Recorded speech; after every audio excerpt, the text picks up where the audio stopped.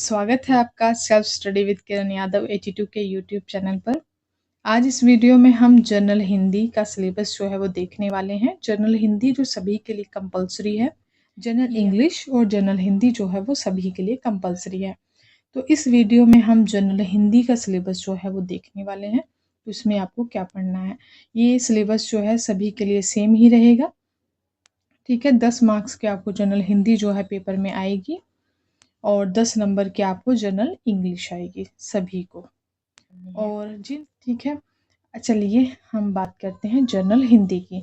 इस सिलेबस को देखेंगे पहले हम, उसके बाद में आपको PYQ दिखाऊंगी। 2023 में जो लास्ट पेपर हुआ था EMRS का, उसमें किस तरह से प्रश्न जो थे वो पूछे गए थे वो मैं आपको दिखाऊंगी। क्योंकि प्रीवियस ईयर क्वेश्चन पेपर जो होता है किसी भी पेपर को पास करने के लिए, ठीक है, बहुत ही अहम भूमिका निभाता है। तो हम PYQ जो है मैं आपको दिखाऊंगी किस तरह से क्वेश्चन पूछे गए थे लास्ट जो पेपर हुआ था उस समय 2023 में। तो सबसे पहले चलो देख लेते हैं जनरल हिंदी का सिलेबस क्या है 10 मार्क्स के लिए जो हमें आएगा। तो इसका सिलेबस क्या है, इसमें आपने संधि जो है संधि पढ़नी है, संधि पर आपसे पूछी जाएगी। और संधि है, समास है, विलोम शब्द हैं, पर्यायवाची शब्द, सामान्य अशुद्धियां, वाक्यांशों के लिए एक शब्द जिसे हम अनेक शब्दों के लिए एक शब्द नाम से भी जानते हैं, मुहावरे, लोकोक्तियां, अपठित गद्यांश रहेगा। ठीक है, तो सिलेबस में क्या क्या पढ़ना है आपने, संधि। और एक बात और बता दूं आपको, अगर आप सेल्फ स्टडी करते हैं और आप हिंदी को 0 लेवल से पढ़ने वाले हैं, आपने संधि जो है पहली बार पढ़ने जा रहे हैं आप, तो उन स्टूडेंट्स को मैं बता दूं, आपने क्या करना है, संधि से पहले वर्णमाला को पढ़ना है। अगर आप वर्णमाला नहीं पढ़ेंगे तो आपको संधि जो है वो समझ नहीं आएगी। सीधा संधि को मत पढ़िएगा। ठीक है, जो 0 से पढ़ने वाले हैं उनकी मैं बात कर रही हूँ। और जिन्होंने पहले से पढ़ी हुई है संधि समास ये सब उनको पता है, तो ये सिर्फ संधि के लिए मैं कह रही हूँ। तो संधि जो पहली बार पढ़ने वाले हैं, तो सबसे पहले आपने क्या पढ़ना है, वर्णमाला। क्योंकि संधि को पढ़ने के लिए आपको पता होना चाहिए कि स्वर क्या होते हैं, व्यंजन क्या होते हैं, विसर्ग क्या होते हैं। ये आपको नहीं पता होंगे तो आपको संधि जो है वो समझने में थोड़ी सी मुश्किल आएगी। बाकी समझ तो आएगा, लेकिन जब आपको वो पता रहेगा वर्णमाला, वर्णमाला पता है ना आपको, जो हम बचपन में पढ़ते थे स्कूल में, छोटा आ अनार, बड़ा आ आम, छोटी ई इमली, वही वर्णमाला।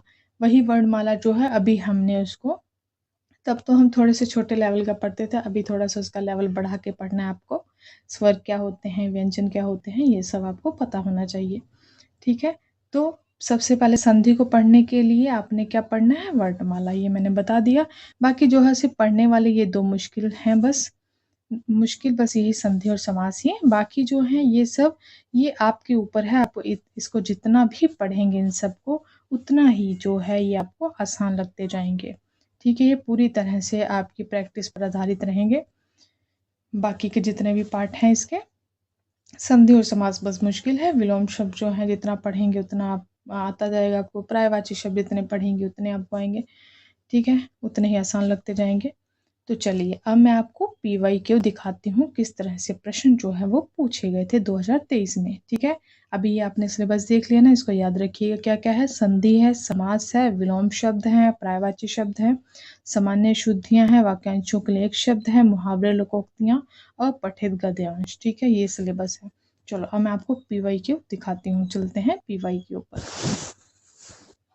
ये देखिए, ये है 2023 का पेपर जनरल हिंदी का। ये आप देख रहे हैं, यहाँ पे शुद्ध वाक्य छांटिए, ये अभी हमने सिलेबस में देखा था, उसमें लिखा हुआ था सामान्य शुद्धियों से प्रश्न जो है, मतलब कि सामान्य शुद्धियाँ हमारे सिलेबस में दी हुई हैं, तो ये है वहाँ से एक प्रश्न। ठीक है, और ये देख रहे हैं समास, हमारे सिलेबस में समास दिया हुआ है, तो इन्होंने समास से प्रश्न 2023 में देख रहे हैं कैसे पूछे थे। अब ये देखें, मुहावरे, लोकोक्तियाँ हमें दी हुई हमारे सिलेबस में, वहाँ से प्रश्न हो गया। ये देख रहे हैं संधि विच्छेद से प्रश्न हो गया। ठीक है, और यहाँ पर देख रहे हैं गद्यांश, गद्यांश कितने आएंगे, 3 तो गद्यांश आएंगे। ठीक है, 3 है, ये गद्यांश है 3। ठीक है, इस पेपर में क्या है, 4 गद्यांश पूछे गए हैं। बाकी अभी और हम पेपर में आपको दिखाऊंगी PYQ, उसमें 3-3 पूछे गए हैं। तो 3 से 4, ज्यादातर 3 ही मान के चलिए आप। 3 गद्यांश पूछे जाएंगे, इसमें क्या है 4 पूछे गए हैं। ठीक है, तो ये हो गया 10 नंबर का जो जनरल हिंदी का पेपर आएगा वह इस तरह से पूछा जाएगा। यानी कि यहाँ से हमें क्या समझ आया इस PYQ को देखकर, ये समझ आया कि सिलेबस में जो इन्होंने दिया हुआ है वहाँ से ये हर टॉपिक में से एक प्रश्न जरूर पूछेंगे। ठीक है, अभी है ये एक और पेपर है, ये एक पेपर है, ये देखिए ये आ गया गद्यांश। इसमें गद्यांश कितने पूछे हुए हैं? 3 पूछे हुए हैं, देख रहे हैं 41 से लेके 43 तक।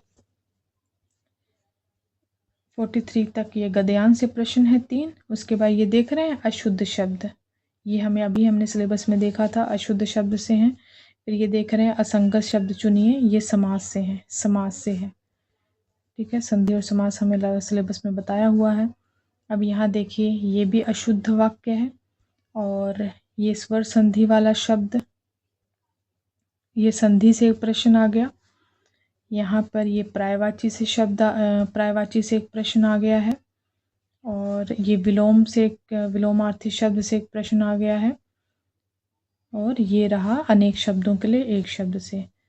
तो इस PYQ का दिखाने का अर्थ ये है कि हम यहाँ से समझ सकते हैं कि सिलेबस में हमें क्या पढ़ना है और किस स्तर का पढ़ना है।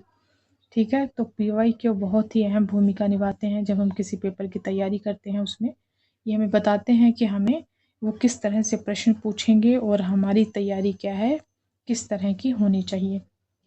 समझ ये देख रहे हैं सभी में जो भी सिलेबस दिया हो, ये देखो पर्यायवाची शब्द, मुहावरे हो गया, ये अनेक शब्दों के लिए एक शब्द हैं, किस तरह से पूछे जा रहे हैं वो आप देखिए।